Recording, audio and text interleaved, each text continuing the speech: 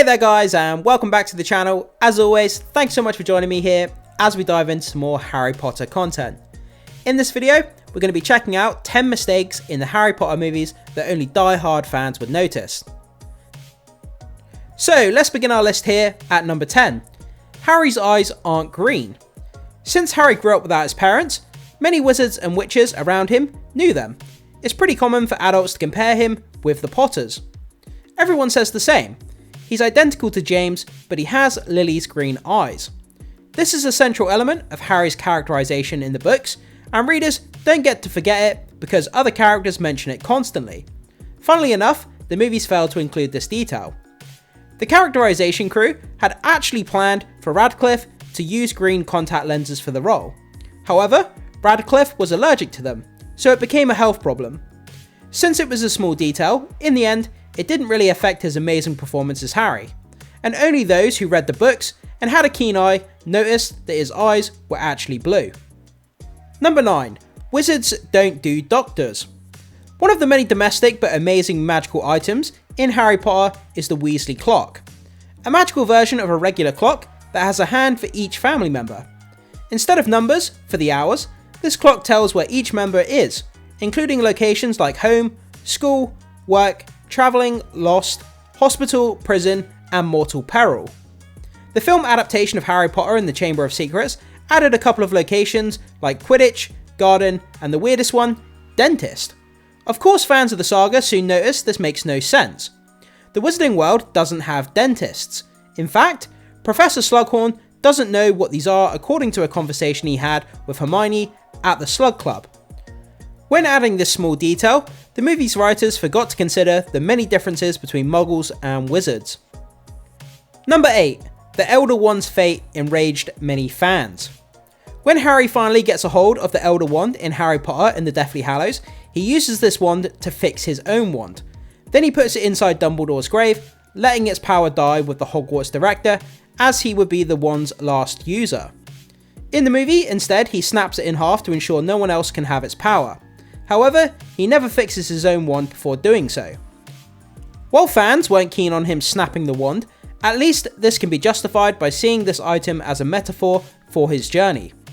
What really grinds the fandom's gear is that Harry didn't fix his own wand before doing this, since it leaves a big plot hole. Does he have a new wand, or how did he fix it in the first place? Harry's wand is, in a way, a testament to his resilience, so not having an answer in this regard makes no sense. Number 7. Harry was reckless in front of Muggles.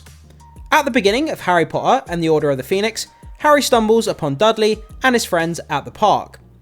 When his cousin starts to bully him, Harry threatens him back, revealing his magic wand and putting it to Dudley's neck as a warning.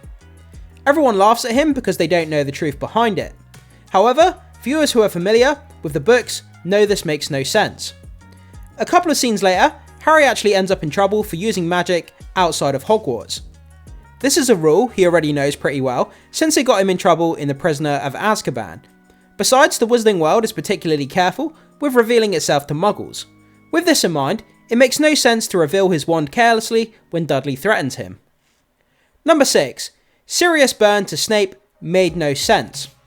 In Harry Potter and the Prisoner of Azkaban, when Severus Snape finally confronts Sirius while in the Shrieking Shack, he urges him to leave by telling him to go and play with his chemistry set.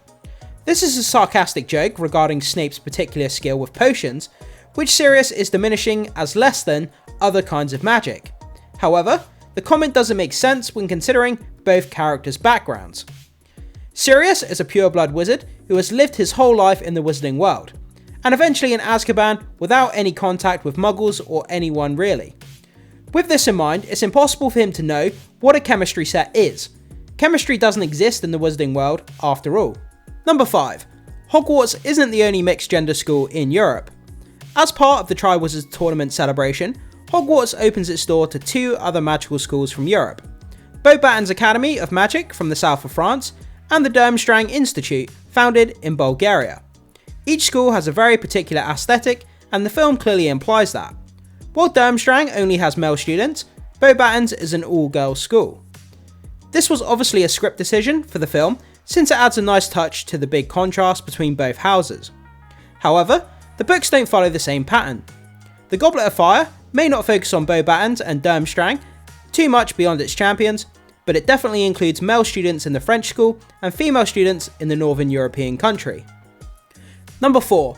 Hermione uses magic outside of Hogwarts without any consequences 2 times. When Harry and Ron met Hermione for the first time at the Hogwarts Express, Hermione brags about having studied her magic books. She then uses Oculus Reparo to fix Harry's glasses. In Harry Potter and the Chamber of Secrets, Harry returns to Diagon Alley after escaping from Nocturne Alley. Here, Hermione notices his broken glasses and uses Oculus Reparo on him once again. In both scenes, Hermione is going against the most important rule for minors in the wizarding world: no magic outside of Hogwarts. The book respects this, but the films ignore it. Fans who read the books know it's Mr. Weasley who fixes Harry's glasses in Diagon Alley, not Hermione. It makes no sense that Harry ended up on trial for his actions when he was 15, while Hermione gets to do magic even before attending one single class in Hogwarts when she was only 11. Number 3. James and Lily were just kids themselves. In Harry Potter and the Sorcerer's Stone, Harry gets to see his parents once again after 11 years, thanks to a magical mirror. This mirror shows its user the most desperate desire of their heart, so it makes sense that Harry sees himself alongside his parents, James and Lily portrayed by Adrienne Rawlins and Geraldine Somerville at the time.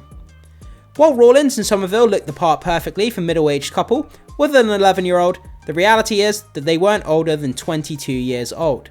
Since Harry was imagining them as he saw them in the only picture he had, they should have been college kids, not mature adults.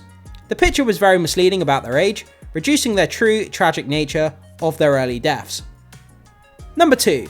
Not having Ludo Bagman on the films left a plot hole in the series. Harry Potter and the Goblet of Fire introduced Ludo Bagman, a former Quidditch player and Ministry of Magic employee with a careless attitude and a gambling addiction. Bagman scammed the Weasley twins after taking a bet with them and paying them with leprechaun gold.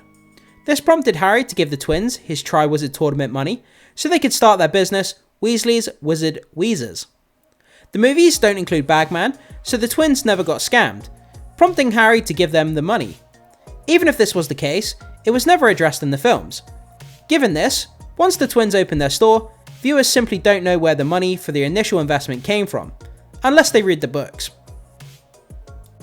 And finally, this brings us to number 1. Harry uses magic casually before inflating Aunt Marge. When Aunt Marge, Uncle Vernon's horrible sister, comes to visit during Harry Potter and the Prisoner of Azkaban, Harry ends up blowing her up like a balloon out of rage. Afraid for his own future, Harry escapes to Diagon Alley, aware that he is using magic as an underage wizard outside of Hogwarts and it has serious legal consequences. Ironically, the film itself has Harry using magic before inflating Marge. During the first scene of The Prisoner of Azkaban, Harry can be seen practicing spells under his sheets as if he was doing his summer homework. Although this makes the character more relatable, it makes no sense. Hogwarts would never allow 1,000 underage wizards to work on their magic unsupervised outside of Hogwarts. With that down, thank you so much for joining me as we took a look at 10 mistakes in the Harry Potter movies that only die-hard fans would notice. Is there anything you would add to the list, and what stood out to you the most? Be sure to hit the like button before you leave, and consider becoming a subscriber to support the channel content. And with that, I will see you in the next video.